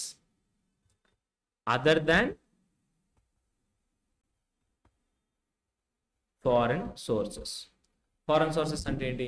ఇండియాతో relate కాకుండా, అంతే కదా. If business or profession controlled from India or business connection India has, and ఆ ఇన్కమ్ నుంచి ఆయనకు అక్కడ ఇన్కమ్ వస్తుంది. లైక్ సే ఈ ఇండస్ట్రీ ఏదైతే యాపిల్ ఇండస్ట్రీ ఉందో దానికి సంబంధించిన బిజినెస్ ఎక్కడ ఉంది? ఇండియాలో ఉంది. C Indian citizen or a person of Indian origin who comes to visit India, నాకు ప్రాబ్లం లేదు, ఓన్లీ ఫస్ట్ కండిషన్ చూస్తా 180 days చూస్తా. అట్లా కాకుండా కొంచెం ఇన్కమ్ వస్తుంది ఇండియా నుంచి through business setup in India కావచ్చు, వేరే దగ్గర వస్తుందని పక్కన, ఫస్ట్ ఇండియాలో ఏదో చేస్తున్నాడు, ఇండియాలో కూడా అమ్ముతారు కదా జ్యూస్, ఇండియాలో ఇన్కమ్ వస్తుంది కదా. సో ఇండియాలో జ్యూస్లు రాజు ఫిజ్ బాగా సేల్ అవుతుంది, ఇండియాలో ఇన్కమ్ వస్తుంది. ఇది ఇంక్లూడ్ చేస్తావా చేయవా? Income, total income other than foreign sources అంటే ఇది వస్తుందా రాదా చెప్పు first. Other than foreign sources అంటే ఏం చెప్పు? ఫారెన్ సోర్సెస్ కాకుండా అనే కదా. So Indian income nothing but, అంతేనా? సో ఈ యాపీ ఫిజ్లు ఇండియాలో అమ్ముతున్నాడు, అది ఫారెన్ సోర్సెసా ఇండియన్ సోర్సెసా? Question number 1. అక్కడెక్కడో కజకిస్తాన్లో ఆయనకు ల్యాండ్ ఉంది, ల్యాండ్లో రెంట్ వస్తుంది, అది ఫారెన్ సోర్సెస్ ఇన్కమ్మా ఇండియన్ సోర్సెస్ ఇన్కమ్మా? Basic question. అది ఫారెన్ సోర్సెస్. దాన్ని నేను ఇంక్లూడ్ చేసుకున్నా క్యాలిక్యులేట్ చేసేటప్పుడు చేయకు. కజకిస్తాన్లో జ్యూసులు అమ్ముతున్నాడు, దానికి సంబంధించిన బిజినెస్ ఇండియాలో ఉంది, బిజినెస్ కనెక్షన్ ఉందా ఇండియాతో? దాన్ని ఇంక్లూడ్ చేయాలా మరి? చేయాలి కదా. So total income other than income from the foreign sources but includes the foreign source income from the business connection in India. మొత్తం 3 ఇన్కమ్స్ ఉన్నాయి. ఒకటి కంప్లీట్గా ఇండియన్ ఇన్కమ్, ఒకటి కంప్లీట్గా ఫారెన్ ఇన్కమ్, మధ్యలో ఇండియాతో బిజినెస్ కనెక్షన్ ఉన్న ఇన్కమ్. సో నేను Indian income, ఇండియాతో business connection ఉన్న ఇన్కమ్ని యాడ్ చేసుకుంటా. ఈ ఇన్కమ్స్ కనుక greater than 15 lakhs during previous year ఉంటే, greater than 15 lakhs during previous year. ఏ incomes? Total income other than foreign sources income. నేను మొత్తం 3 ఇన్కమ్లో 2 ఇన్కమ్ కలిపినంటే అదర్ దాన్ ఇన్కమ్ అనే కదా. సో అదర్ దాన్ ఈ ఫారెన్ సోర్సెస్ ఇన్కమ్ అంటే ఏంటి? వాడు ఇండియాలో వీడి విజిట్ పర్పస్ రావట్లేడు, వీడు మంచిగా చక్కగా బిజినెస్ చేసుకుంటున్నాడు అంటే ఈయనకి ఓన్లీ ఈ ఫస్ట్ కండిషన్ కాదు, వీనికి సెకండ్ కండిషన్ కూడా ఉంది. ఏంటంటే first condition 182 days or more, or second condition ఏంటి? 60 days or more plus 365 days in 4 previous years. ఇది ఓకే, అన్నీ ఇదే ఉంటుంది, దాంట్లో పెట్టాను కదా. ఈయన ఎందుకు ఇంక్లూడ్ చేయడం? ఫస్ట్ కండిషన్ చూడాలి, అవన్నీ ఎందుకు? కాకపోతే ఈ 60 daysకి బదులు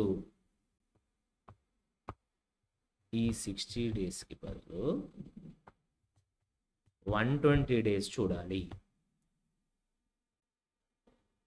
ఎవరికి చూడాలి 120 days? ఒక్కటి చెప్పు నాకు. If is a Indian citizen or is a place of Indian origin, he comes to India during the previous year for visit purpose and his total income other than foreign sources income is greater than 15 lakhs, not equal to 15, greater than 15 lakhs. Exact 15 lakhs ఉంటే exact 50 lakhs ఉండాలి. Only first condition చూడాలన్నా ఇది కూడా కలపాలన్నా?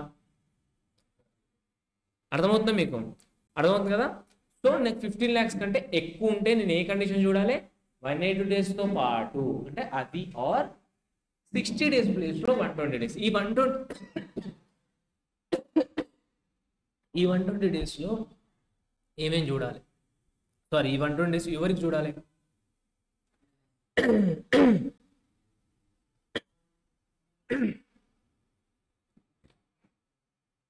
ఈ 120 days ఎవరికి చూడాలి? Only Indian citizen or person of Indian origin who comes to India during the previous year for a visit purpose and is total income other than foreign sources income. Foreign sources income which includes income which has a business connection in India.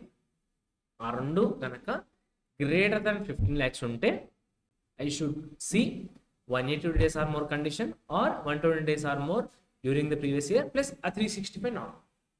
క్లియరా? So అప్పుడు అతను resident అయితే resident, non resident అయితే non resident.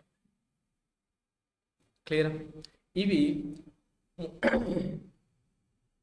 2-3 conditions. దీంట్లో వీళ్ళని only first condition మాత్రమే చూడాలి. ఇప్పుడు ఇంకొక కేసు అరైజ్ అయింది, దీనికి సంబంధించింది కాదు.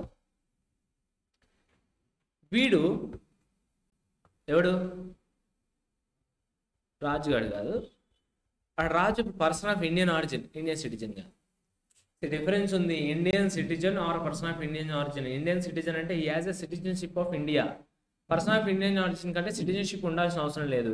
ఈ వాళ్ళ పేరెంట్స్ ఎవడో ఇందాక కేసులో తాత ఉన్నట్టు వాళ్ళ తాత కాశ్మీర్లో పుట్టిండు. టైం ఉంది మనకి, ఇంకొక 5 నిమిషాలు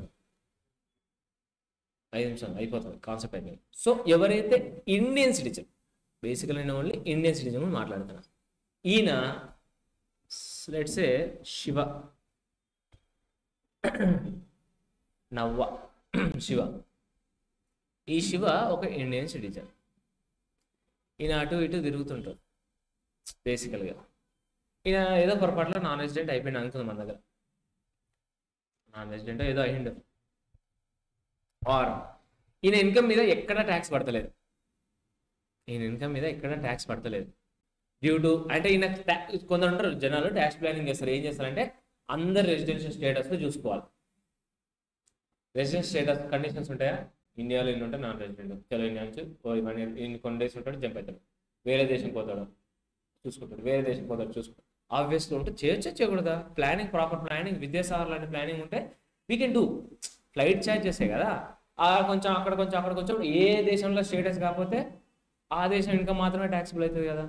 ఏదైనా నువ్వు పొరపాట్ల ఇండియాలో మొత్తం ఏంటంటే నీకు చెప్తా ఎందుకు ఇంత ఇంపార్టెంట్ మీకు అర్థం కావాలంటే, స్కోప్ ఆఫ్ టోటల్ ఇన్కమ్ మీకు అర్థం కావాలి ఫస్ట్ చెప్పాలి. కానీ అది ఏంటంటే ముందు కండిషన్ తెలియకుండా స్కోప్ ఆఫ్ టోటల్ ఇన్కమ్ ఏం చేస్తారని ఫస్ట్ ఇది బయట చెప్తారు అందరు, నేను కూడా అందుకే చెప్తాను first. So is a Indian citizen is planning ఈ రెసిడెన్షియల్ స్టేటస్ అని ప్లానింగ్ చేసుకుంటాం. అయితే డొమెసైల్ నేచర్ వల్ల కావచ్చు, డొమెసైల్ నేచర్ అంటే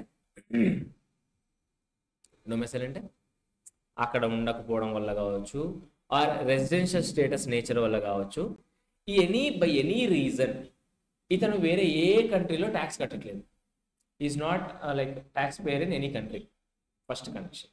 సెకండ్, వాడు యాక్చువల్గా ఏ దేశంలో ట్యాక్స్ కట్టకపోతే మనకి ఎందుకురా, మనకేం కావాలి, ఈ టోటల్ ఇన్కమ్ అనేది other than foreign sources income ఇండియాలో 15 lakhs ఉంది, ఇది మనకు కావాల్సింది. వాడు ఇండియా నుంచి కొంచెం అమౌంట్ సంపాదిస్తే మన నెట్ ప్లాన్ నొక్కాలి అనేది వస్తే అన్ని ప్రయోజనం అట్నే ఉంటాయి. రాజు నీకు అర్థమవుతలేదు.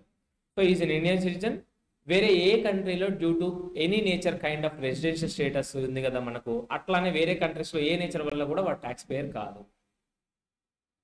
వాడు ఇండియాలో డీమ్డ్ రెసిడెంట్ అయిపోతాడు. వాడిని ఇండియాలో మనం డీమ్డ్ రెసిడెంట్ అనుకుంటాం. ప్రొవైడెడ్ ఇట్స్ టోటల్ ఇన్కమ్, ఇందాక చెప్పినట్టు total income greater than 15 lakhs ఉండాలి, other than foreign sources income. వీడికి ఈ పీరియడ్ ఆఫ్ స్టేలు ఈ కండిషన్లో తొక్క ఏది ఉండదు, వీడు deemed resident direct. And he will be always resident but not an ordinary resident. వీడు ఎప్పటికీ రెసిడెంట్ అవ్వడు, ఎందుకంటే పాపం ఎన్నో ప్లానింగ్ చేసుకుంటే వాడిని ఆగం చేసి మళ్ళీ రెసిడెంట్. బట్ ఎందుకంటే ఆర్డినరీ రెసిడెంట్ అయితే ప్రాబ్లం ఏంది చెప్పినా, వరల్డ్ వైడ్ నువ్వు ఎక్కడ ఇన్కమ్ సంపాదించినా నువ్వు ఇండియాలో ట్యాక్స్ కట్టాలి. So not and ordinary resident అయితే కొన్ని ఎక్సెప్షన్స్ ఉంటాయి, వేరే అవుట్ సైడ్ ఇండియాలో బిజినెస్ చేసి అవుట్ సైడ్ ఇండియాలో రిసీవ్ చేసుకుంటే వేరే కండిషన్స్ ఉంటాయి కొన్ని. సో నీకు ఈ ఆర్డినరీ రెసిడెంట్కి ఇవన్నీ రావు. సో ఇది బేసిక్ కండిషన్స్ రిలేటింగ్ డాటా. ఇక్కడ వరకు మనం ఓన్లీ బేసిక్ కండిషన్స్ చూసినాం. ఇంకా అదర్ కండిషన్స్ ఎక్స్ట్రా కండిషన్స్ ఉంటాయి, కొన్ని అడిషనల్ కండిషన్స్, అయ్యో 4 ఉంటాయి, 4 నిమిషాలు అయిపోతుంది. ఇది తెలిస్తే అది ఈజీ. సో ఇక్కడ మనకు ఇక్కడ వరకు నేను ఏం చెప్పినా, first for the purpose of computing total income we need to know residential status of particular assessee. So ఆ రెసిడెన్షియల్ స్టేటస్ తెలుసుకోవాలంటే ఫస్ట్ రెసిడెన్షియల్ స్టేటస్ ఎన్ని ఉంటాయని తెలియాలి. అందులో ఒకటి resident but an ordinary resident, resident but not an ordinary resident and non resident.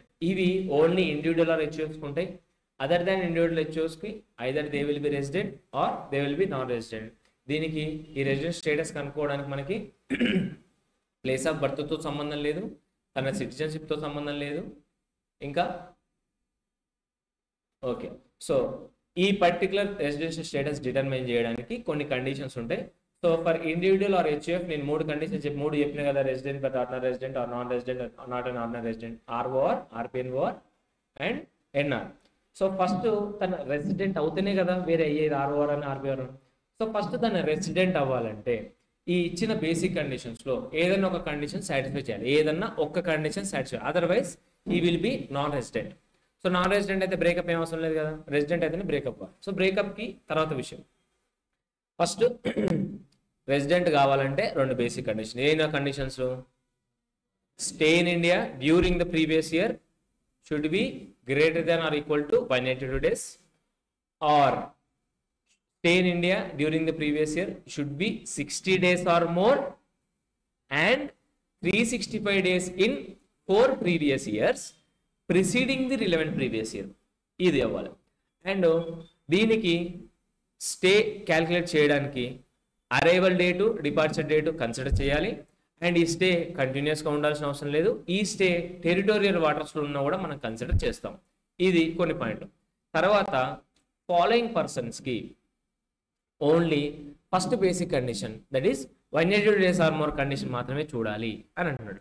వాళ్ళలో ఎవరు, first person ఎవరు, Indian crew member and person who is living India for the purpose of employment. వీళ్ళకి మనం 180 days చూస్తాం.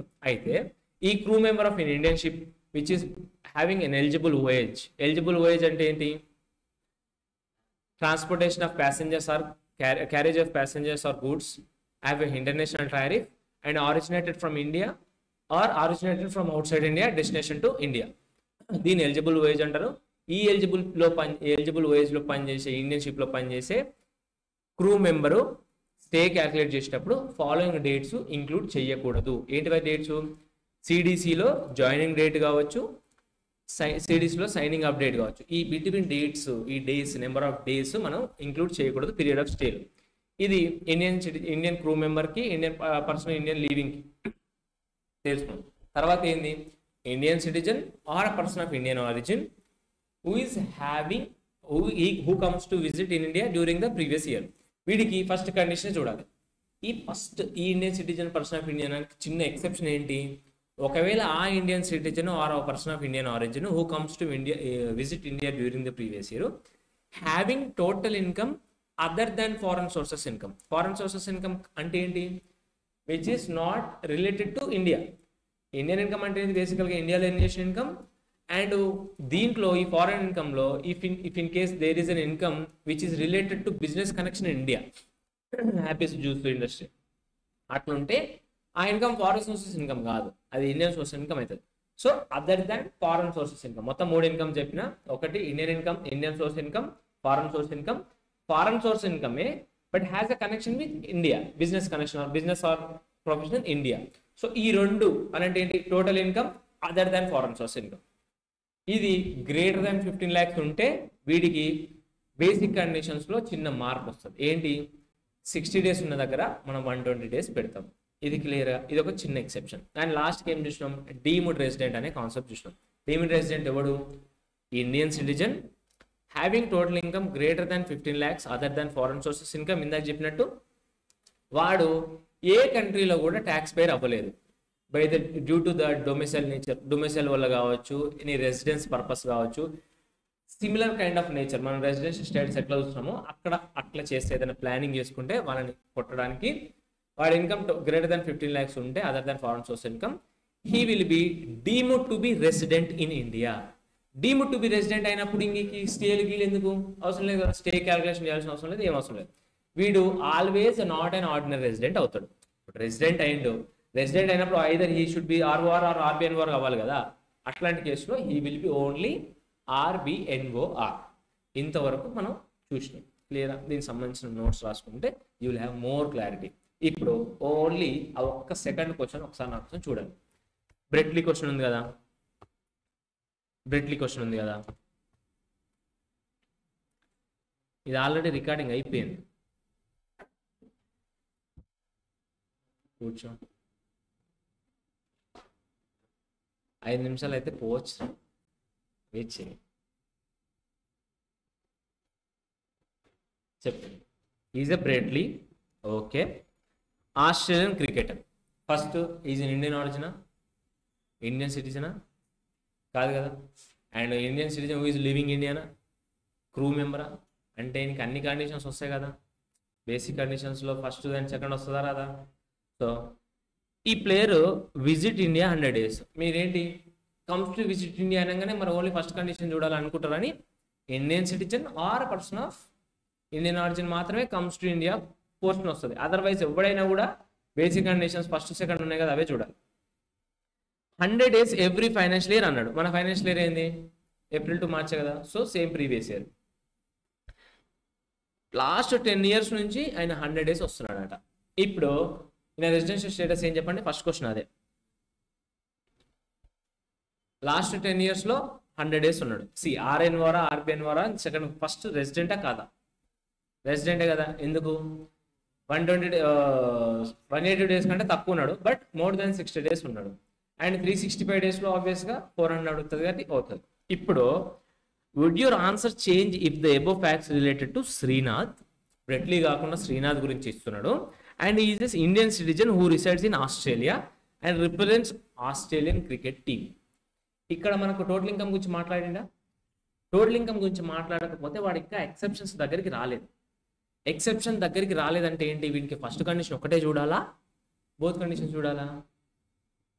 రాజు, exception ఏంటి? Income ఉంటే ఆ 120 days వస్తుంది. ఇన్కమ్ లేకపోతే ఏమవుతుంది? ఓన్లీ ఫస్ట్ కండిషన్ చూస్తాం. ఫస్ట్ కండిషన్ కేటగిరీలో ఉంటాడు కదా వాడు, ఇన్కమ్ లేకపోతే. ఇప్పుడు ఓన్లీ ఫస్ట్ కండిషన్ చూస్తే వాడు రెసిడెంటా నాన్ రెసిడెంటా, which is less than 180 days కదా. ఇంక నువ్వు సెకండ్ కండిషన్ 365 days అవన్నీ అవసరం లేదు. ఈ విల్ బి నాన్ రెసిడెంట్ అంటే కంప్లీట్ బయటకు వెళ్ళగొడతాం. అండ్ ఇక్కడ next would your answer different if Srinath visit 120 days like 100 days బదులు 120 days ఉంటే నీ ఆన్సర్ చేంజ్ అయిద్దా. ఇప్పుడు నీకు 120 ఇయ్యగానే నీకేమొస్తుంది, 120 days ఉంది కదా ఒక కండిషన్, అది చూద్దాం అనుకుంటారు ఫస్ట్ పాయింట్. కానీ అక్కడ మనకు టోటల్ ఇన్కమ్ గురించి డిస్కషన్ జరగనంత వరకు మనం అది చెప్పలేం. స్టిల్ లెస్ దెన్ 180 days ఉంది కాబట్టి నాన్ రెసిడెంటే. సెకండ్ కేసులో మీరు ఏం రాయాలంటే alternatively or if he has a total income of greater than 15 lakhs other than foreign sources income then he will be resident. ఎట్లా 120 days ఆర్ మోర్ ఉన్నాడు కదా. Total income condition మీరు రాసి ఆ కేసులో 120 days కంటే ఎక్కువ ఉన్నాడు అని రాసి ప్లస్ లాస్ట్ 365 days కంటే ఎక్కువ ఉంటాడు కదా last 4 years. So second condition satisfy అవుతాడు. ఎక్సెప్షన్లో సెకండ్ కండిషన్ వీడు ఇప్పుడు టోటల్ ఇన్కమ్ గురించి మాట్లాడలే కాబట్టి ఆబ్వియస్గా వాడు మళ్ళీ నాన్ రెసిడెంట్ అవుతుంది. క్లియరా. సో ఈ సెకండ్ ఈ బేసిక్ కండిషన్ ఎక్సెప్షన్స్ ఉన్నాయి కదా, కొన్ని ఎక్సెప్షన్స్ ఉన్నాయి. Indian crew member, Indian citizen, అవి కొంచెం కన్ఫ్యూజింగ్ ఉంటాయి. బట్ లైట్ మేనేజ్ చేయొచ్చు. మేనేజ్ నీకు అర్థమవుతుంది కదా, క్లియర్ ఉంది కదా ఎవ్రీథింగ్. గణేష్ ఇప్పుడు